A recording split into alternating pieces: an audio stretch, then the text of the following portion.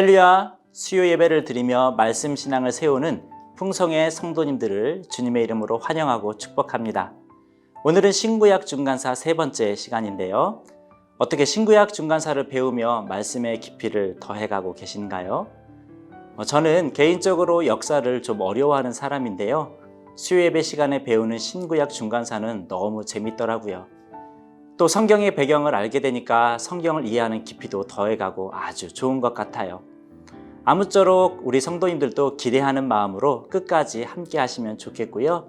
다른 분들과 공유하셔도 좋을 것 같습니다. 자, 그럼 지금부터 수요 예배 시작하겠습니다. 오늘 우리가 함께할 찬양은 그 크신 하나님의 사랑입니다. 각자의 자리에서 영과 진리로 하나님을 찬양하시길 소망합니다.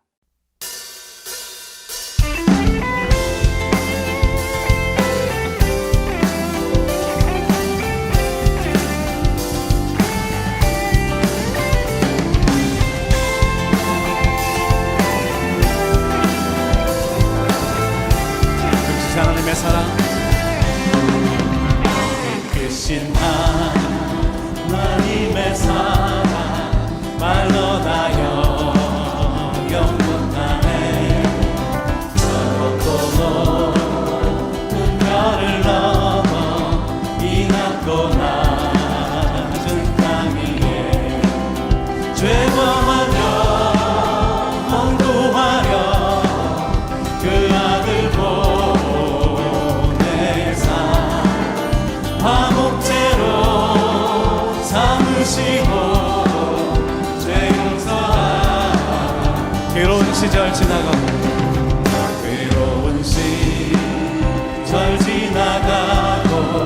땅 위에 영화 쇠할 때 주님지 않던 영혼들 큰 소리 외쳐울어도 주 믿는 성도들에게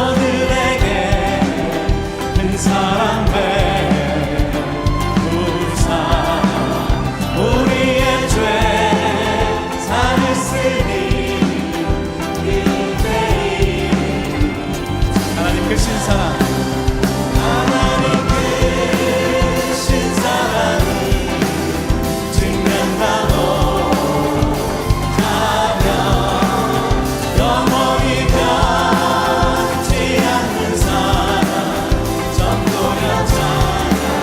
하늘을 두루마리 삼고 하늘을 두루마리 삼고 바다를 물 삼아도 맛없는 하나님의 사랑 나기로 갈 수 없겠네.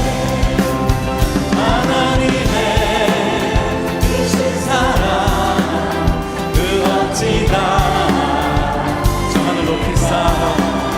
저 하늘로 채울 수 없습니다. 채우지 못 하나님 크신 사랑, 하나님 크신 사랑을 증명하고 하며 영원히 변치 않는 사랑 정도여 찬양. 하나님 크신 사랑, 하나님 크신 사랑을 증명하고 자며 영원히 변치 않는 사랑 성도여 찬양. 하나님 크신 사랑, 하나님 크신 사랑을 증명하고 영원히 변치 않는 사랑 성도여 찬양하세.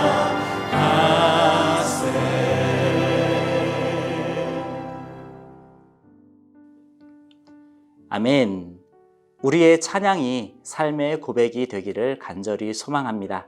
이 시간 우리 함께 우리의 마음을 담아 하나님께 기도하겠습니다. 하나님 아버지, 우리에게 십자가 사랑을 나타내 주시고 그 사랑으로 우리를 늘 인도하여 주시니 감사합니다. 우리가 그 사랑을 늘 기억할 수 있도록 도우시고 그 사랑 안에 거할 수 있도록 은혜 베풀어 주옵소서. 이 시간 주님의 말씀을 대합니다. 우리를 지혜롭게 하시고 또 이 배움을 통해서 하나님을 더 깊이 알아갈 수 있도록 은혜 베풀어 주옵소서. 감사드리며 예수님의 이름으로 기도드립니다. 아멘. 우리가 지난주에는 알렉산더와 헬라 제국에 대해서 배웠지요. 애굽을 거쳐 페르시아 제국 전체를 손에 넣은 알렉산더는 헬레니즘을 확산시키며 인도의 겐지스 강까지 원정을 계속해 갔습니다. 그런데 이렇게 승승장구하던 알렉산더는 BC 323년 다이시우스 달 31일에 원인 모를 병으로 갑자기 목숨을 잃게 되죠. 그때 그의 나이는 겨우 32세였습니다. 이런 알렉산더의 갑작스러운 죽음은 헬라 제국에 큰 변동을 가져오게 됩니다. 왜냐하면 알렉산더에게는 상속자가 없었거든요. 상속자가 없는 알렉산더가 죽자 알렉산더의 부하 장수들은 헬라 제국을 놓고 각축을 벌이게 돼요. 결국 헬라 제국은 장수들에 의해 여러 개로 쪼개졌고 각각의 왕조가 생기게 됩니다. 그 왕조 중에 하나가 바로 오늘 우리가 볼 프톨레미 왕조입니다. 프톨레미는 마케도니아 장군이었던 라고스의 아들이었는데요. 그도 역시 다른 장수들처럼 각축을 벌이며 국가를 세우려고 했습니다. 과연 그는 어느 곳을 염두에 두고 싸웠을까요? 바로 애굽이었습니다. 애굽이 비록 지리적으로는 접근하기 어려웠지만 부유했기 때문에 프톨레미는 마음에 들었던 것이죠. 그래서 알렉산더가 죽자마자 그 다음 해인 BC 322년에 애굽에 도착했고 능숙한 솜씨로 애굽을 손에 넣어버립니다. 그리고 알렉산더가 세웠던 알렉산드리아를 수도로 정하지요. 자, 이제 왕이 되었으니 칭호를 바꿔야겠지요. 프톨레미는 자기의 이름에 구원자라는 뜻의 단어 소테르를 붙여 자신을 프톨레미 소테르라고 칭하게 했습니다. 구원자 프톨레미는 계속해서 영역을 확장했고 급기야 2년 후인 BC 320년에는 유대 땅까지 차지하게 되죠. 이 일로 상당수의 유대인들에게는 변화가 생겼습니다.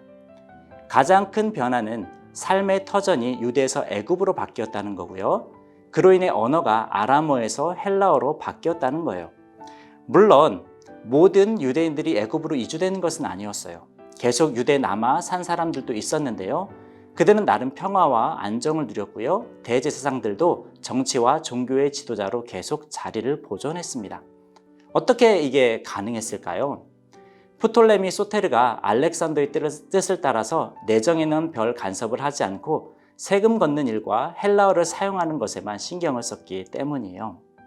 자, 이제 시간이 흘러 프톨레미 소테르의 시대도 지고 프톨레미 필라델포스가 그의 뒤를 이었습니다. 당시 애굽의 수도였던 알렉산드리아에는 로마 인구와 맞먹는 100만 명의 인구가 살고 있었어요. 그 사람들 중에는 유대인들도 있었는데요. 그들은 유대인이긴 했지만 모국어인 히브리어를 읽거나 쓸 수는 없었다고 해요. 왜냐하면 헬라어인 아티카 방언인 코이네가 헬라니즘 전체의 언어였기 때문이죠. 그래서 히브리어를 비롯한 다른 언어는 모두 사용할 수 없었던 거예요. 자, 그렇게 히브리어가 잊혀지는 듯 했어요. 히브리어가 잊혀지면 구약 성경이 잊혀질 수도 있는 그런 상황이죠. 하지만 이때 놀라운 일이 일어납니다. 애굽의 수도 알렉산드리아에는 알렉산더가 세운 도서관이 있었는데요. 그 도서관은 약 20만 권의 책이 있을 만큼 매우 컸습니다. 그래서 많은 학자들이 그 도서관을 방문했다고도 하죠. 당시 왕이었던 프톨레미 필라델포스는 알렉산드리아를 발전시키고 싶었어요. 그 일환이 알렉산드리아의 핵심이었던 이 도서관을 키우는 것이었죠. 도서관을 키우는 방법 어때요? 간단하죠? 좋은 책들 그냥 많이 소장하면 되는 거예요. 특별히 프톨레미 필라델포스는 유대의 율법서, 우리가 말하는 구약성경이에요. 이 구약성경에 관심이 있었다 그래요. 그래서 히브리어로 된 율법서를 헬라어로 번역해서 알렉산드리아 도서관에 소장하고 싶어 했어요. 놀랍게도 당시 알렉산드리아 도서관의 책임자였던 데메트리우스 파레리우스도 세상에 있는 모든 책을 수집하겠다는 그런 꿈을 가지고 있었다고 하죠. 결국 이 두 사람의 만남이 70인령을 탄생시키게 됩니다. 사실 이 당시까지만 해도 율법은 주로 구전을 통해 내려오고 있었기 때문에 애굽에는 정확한 율법 사본도 없었고요. 또 애굽에는 히브리어를 헬라어로 번역할 수 있는 율법학자도 없었다고 해요. 그러니까 이 두 사람에게 한계가 생긴 것이죠. 하지만 히브리어 율법을 헬라어로 바꾸고 싶은 이들의 열망은 이 한계에 무릎 꿇지 않았습니다. 그들은 큰 대가를 지불하더라도 이 일은 반드시 해야 되겠다고 생각을 하죠. 그 대가 지불이 뭐였냐? 노예 해방과 학자 초빙이었습니다. 당시 애굽에는 약 12만 명의 유대인 노예가 있었다고 하는데 그들을 놓아주겠다고 해요. 그리고 율법에 정통한 학자들에게는 금 2달란트와 최고급 옷 3벌, 금 1달란트 가치의 잔 1개와 가구들을 선물로 주겠다고 해요. 자, 금 달란트 하니까 감이 잘 안 오시죠? 현 시세로 환산하면 약 70억 원입니다. 프톨레미 필라델포스는 이런 제안을 편지를 써서 보내게 되는데요. 유대의 대제사장인 엘르아살에게 이 편지를 보내면서 금 50달란트와 수많은 보석들을 보냈다고 합니다. 금 50달란트는 현 시세로 약 1115억 원이에요. 거기에 보석까지 하니까 정말 어마어마하죠. 노예 해방에 이런 어마어마한 대가까지, 이건 뭐 있을 수 있는 일이 사실은 아니에요. 도대체 이들에게 율법서가 뭐라고 이런 어마어마한 대가를 치르겠습니까? 자, 이 제안을 받은 대제사장 엘르아살은 거절할 이유가 없죠. 그래서 12지파에서 각각 6명씩 72명을 선발해서 알렉산드리아로 보냅니다. 그래서 모세오경을 시작으로 번역을 하게 하죠. 그래서 나온 성경이 바로 70인역, 라틴어로 70 셉타진트라고 해요. 자, 역사학자 요세푸스에 의하면 70인역이 완성되자 프톨레미 필라델포스는 크게 기뻐하면서 이 성경에 대한 찬사를 아끼지 않았다고 해요. 또 도서관장에게 이 70인역 사본을 알렉산드리아 도서관에 잘 보관해 두고 이것이 손상되지 않도록 만전을 기울여 달라는 그런 명령을 했다고도 해요. 자, 어쨌든 기독교 입장에서 보면 이 70인역 성경이 등장하게 된 것은 하나님의 일하심의 결과라고 밖에는 볼 수 없는 그런 놀라운 사건이에요. 자, 이제 시간은 또 흘러서 프톨레미 왕조의 통치가 122년간 지속되고 있는 어느 한 시점으로 가죠. 자, 유대는 프톨레미 왕조와 셀루커스 왕조 사이의 갈등과 분쟁이 다시 재개되면서 또다시 폭풍 위에 휩싸이게 됩니다. 이 두 나라 사이에 이러한 기류가 흐르고 있을 때 유대는 셀루커스 왕조를 지지하면서 셀루커스 왕 안티오쿠스 3세를 도와 프톨레미 군대를 몰아내게 됩니다. 자, 그러자 안티오쿠스 3세는 이런 유대의 행동에 굉장히 감동을 해요. 그래서 유대를 통치하긴 하지만 그들의 신앙과 율법을 공식적으로 인정하겠다는 약속을 합니다. 뿐만 아니라 3년 동안은 세금을 감면해주고 또 도시와 성전이 재건될 수 있도록 지원을 해주겠다고 해요. 또 셀루커스의 유대인 포로들까지 석방해주겠다고 약속을 하죠. 근데 이게 또 끝이 아니에요. 여기에다가 예루살렘 성전에 일하는 사람들과 원로회의 의원들은 세금을 아예 면제해주고 또 유대인 공동체 내부의 자치까지도 허락하겠다고 약속했습니다. 정말 최소한의 간섭만 한다는 거예요. 자, 이대로만 됐다면 얼마나 좋았을까요? 하지만 이 약속은 지켜지지 못했습니다. 왜냐하면 안티오쿠스 3세가 로마와의 전쟁에서 연거푸 2번을 패했기 때문에 그래요. 이 전쟁으로 안티오쿠스 3세는 로마의 많은 땅을 빼앗기게 되고요. 또 해군도 해체돼요. 그리고 전쟁에 대한 책임으로 배상금 1만 5천 달란트, 현 시세로 15조 원 정도를 물어야 해요. 어마어마하죠. 그러니까 이 어마어마한 것을 안티오쿠스도 감당을 못했던 것 같아요. 그래서 그 나라의 모든 신전들의 재산을 압류하기로 해요. 근데 이게 악수였던 거죠. 사람들은 그의 정책에 반발을 하면서 반란을 일으키게 되고요. 결국 안티오쿠스 3세는 암살당하게 됩니다. 그 후 BC 175년 안티오쿠스 4세가 왕이 되었는데요. 이 왕은 땅 욕심이 좀 있었던 것 같아요. 특별히 프톨레미 왕조가 다스리는 애굽을 차지하고 싶었어요. 그래서 여러 번 애굽에 선전포고를 하기도 했어요.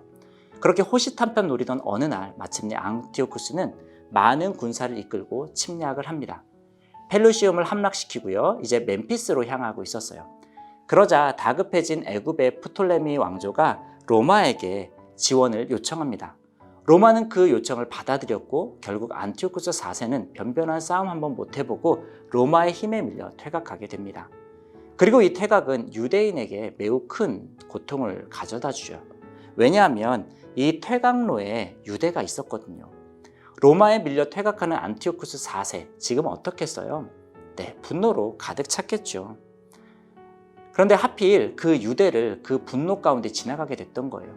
평소에도 유대인들이 자기를 별로 안 좋아하는 것 때문에 마음이 안 들었는데 그 분노와 이 유대 민심이 합쳐져 가지고 아주 불만이 극에 달했던 거죠.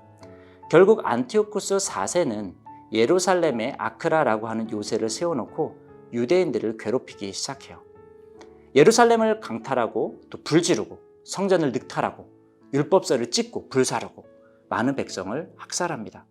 그리고 각 개인 또는 머릿수에 부과되는 그런 세금들, 인두세, 제왕세, 성전세 이런 다양한 세금들을 부과시킵니다. 또 안식일을 지키거나 할례를 행하거나 율법을 소유하면 그 사람은 십자가형도 마다하지 않고 죽였다고 해요. 이러한 안티오쿠스 4세의 박해는 BC 167년 10월 절정에 도달합니다. 이때 예루살렘 성전 안에 올림피아의 제우스 신을 위해 제단과 우상을 세워놓았고요. 돼지를 희생제물로 사용했다고 합니다. 그러자 유대인들은 반항을 해요. 그래서 한 자리에 1,000명이 살해되는 그런 사건도 있었다고 합니다. 이 희생자들은 대부분 하시딤 운동에 가담한 경건한 사람들이었어요. 이들은 안티오쿠스 4세의 이런 잔인한 종교 탄압이 자기들의 죄악으로 인한 하나님의 진노라고 해석을 해요. 그래서 하나님께서 자기들을 향한 진노를 풀고 구원의 날을 내려주도록 철저하게 율법을 탐구하고 묵상하고 준수할 것을 결심했던 거죠. 이렇게 하시딤들은 초기 몇 개월간은 안티오쿠스 4세의 탄압에 저항하거나 보복하지 않고 그냥 이를 겸허히 받아들입니다. 하지만 하시딤 유대인들도 한계에 이르게 되죠. 그들은 세상을 바꾸기로 마음을 모읍니다. 모데인의 한 원로 제사장을 중심으로 혁명을 꿈꾸게 되죠. 결국 그 꿈은 현실이 되었는데요. 이 혁명은 누구나 한 번쯤은 들어봤을 그런 혁명이에요. 바로 마카비 혁명이죠. 자, 마카비 혁명. 그 혁명은 정말 어마어마한 혁명이었는데요. 자, 이 혁명은 다음 주 이 시간에 공개합니다. 다음 주 이 시간도 기대를 해주세요. 자, 저는 오늘의 중간사를 보면서 하나님의 일하심을 묵상하게 되었습니다. 후대의 사람들에게는 구약 성경이 잘 전수될 수 있도록 하나님께서 일을 하시죠. 에스겔서 39장 21절부터 25절까지의 말씀을 보면 내가 내 영광을 여러 민족 가운데 나타내어 모든 민족이 내가 행한 심판과 내가 그 위에 나타낸 권능을 보게 하리니 내가 이제 내 거룩한 이름을 위하여 열심을 내어 야곱의 사로잡힌 자를 돌아오게 하며 이스라엘 온 족속에게 사랑을 베풀지라 라고 말씀합니다. 프톨레미 필라델포스가 또 데메트리우스 파레리우스가 만약에 상식적인 사람이었다면 이 수많은 책 중에 하나였던 율법서를 번역하기 위해서 최소 6천억 원을 들이고 12만 명의 노예를 풀어줄 수 있을까요? 이건 미친 짓이 아니고선 사실 그렇게 할 수 없어요. 하지만 하나님께서 이 일들을 감당하신 것이죠. 후대에게는 하나님의 말씀이 잘 전수될 수 있도록 하시고 또 당대에는 유대인의 노예로 풀려나서 자유와 또 부의 회복을 누릴 수 있도록 그렇게 하신 겁니다. 그러니까 지금도 우리도 구약 성경을 잘 보고 있는 것이죠. 하나님께서는 하나님의 당대 백성들 그리고 후대 백성들을 위해서 이렇게 큰 거래가 이루어지게 하셨죠. 그런데 조금만 더 생각해 보면 이러한 어마어마한 거래는 그 당시에만 있었던 것은 아니죠. 요한복음 19장 30절에 보면 예수께서 신포도주를 받으신 후에 이르시되 다 이루었다 하시고 머리를 숙이니 영원히 떠나가시니라 라고 기록합니다. 여기서 다 이루었다라는 말이 테텔레스타이라고 하죠.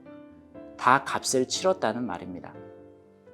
신구약 중간사에 큰 거래를 하셨던 하나님은 신약시대 때도 와서 큰 거래를 한 번 더 하세요. 바로 예수님을 내어주셨던 그 큰 거래죠. 예수님이 죽으시면서 우리를 구원하신 그 사건입니다. 하나님께서는 하나님의 백성들을 위해서 이렇게 중간중간에 큰 거래를 하시는 것 같아요. 저는 오늘 말씀을 보면서 또 함께 중간사를 대하면서 이 하나님의 사랑을 다시 한번 느끼게 되었습니다. 지금도 우리가 하나님의 말씀을 볼 수 있는 것, 하나님의 큰 거래가 있었기 때문이죠. 또 우리가 지금 하나님을 믿고 신앙생활을 할 수 있는 것, 이건 역시 하나님의 큰 거래가 있었기 때문이죠. 우리가 우리를 위해 이렇게 놀라운 일을 행하신 그 하나님을 늘 생각하면서 그 하나님께 감사하는 우리들의 삶이 되었으면 좋겠습니다. 그럼 우리를 위해서 이렇게 놀라운 일을 행하신 하나님 앞에 감사하며 함께 기도하겠습니다. 하나님 아버지, 신구약 중간사를 배우며 하나님께서 우리를 위해 놀라운 일을 행하셨던 것을 발견하게 되었습니다. 하나님의 말씀이 우리에게 얼마나 소중한지 그 말씀을 살리시기 위해서 어마어마한 대가를 지불하셨던 것을 보았습니다. 또한 그와 더불어 우리가 얼마나 소중한지 예수님께서 우리를 구원하시기 위해서 어마어마한 대가를 치르셨던 것을 또한 묵상해 보았습니다. 하나님 아버지, 우리가 우리를 향한 그 하나님의 사랑을 늘 기억할 수 있도록 은혜를 주시고 그 하나님의 사랑에 감사하며 살아갈 수 있도록 은혜 베풀어 주옵소서. 우리를 구원하신 그 사랑에 다시 한번 깊이 감사드리며 우리를 구원하신 예수 그리스도 이름으로 기도드립니다. 아멘. 자, 오늘 이렇게 신구약 중간사 세 번째 시간을 마쳤는데요. 마카비 혁명부터 또 다음 시간에 이루어질 것입니다. 우리 성도님들 기대하는 마음으로 다음 시간도 함께 하시면 좋겠습니다. 그럼 다음 주까지 평안하세요.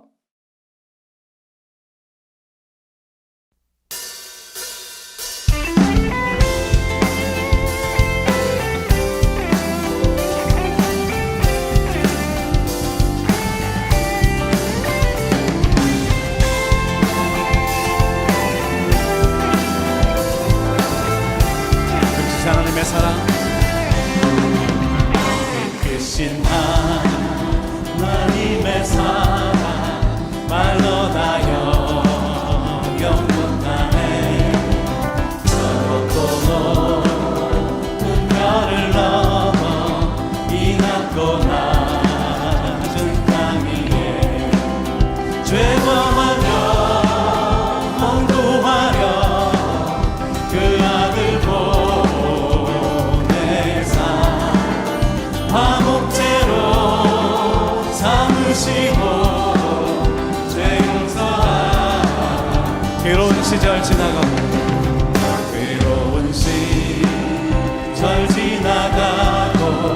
땅 위에 영화 쇠할 때 주님지 않던 영혼들 큰 소리 외쳐울어도 주 믿는 성도들에게 큰 사랑 베푸사 우리의 죄 사했으니 이제이 하나님 크신 사랑 하나님 크신 사랑이 증명하고